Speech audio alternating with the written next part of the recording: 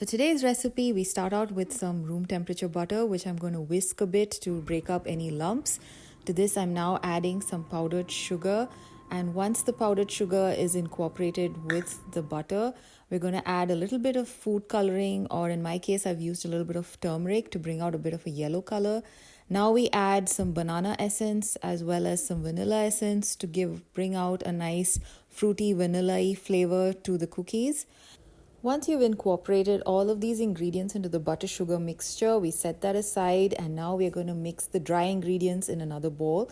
Take some flour, and to the flour we're adding some baking powder, some salt, and also 2 tablespoons of corn flour. Mix the dry ingredients nicely, and once it's mixed, I like to add them into the wet ingredients by using a sieve, as you can see here, and this kind of aerates the dough a little bit. I like to now mix with my hands till I get a breadcrumb-like texture.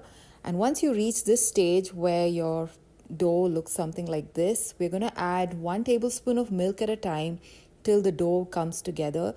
Roughly around 3 tablespoons of milk is what I require usually to get my dough to look like this. And once this stage has reached, it's easy to shape the cookies. So basically you add enough milk to get this kind of a nice smooth dough. Once the dough is ready, we basically preheat our oven to 350 Fahrenheit, and on our baking tray, we are now going to assemble our cookies. I like to try and make these into a sort of banana shape since they are banana flavored cookies.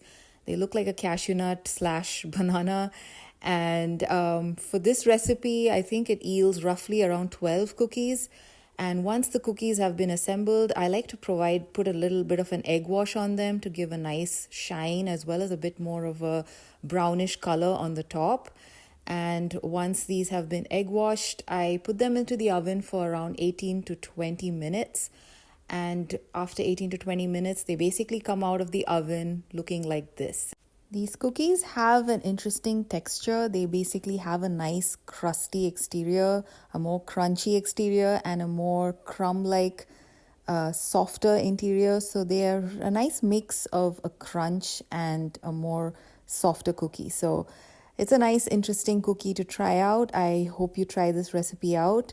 And until next time, happy baking. Bye.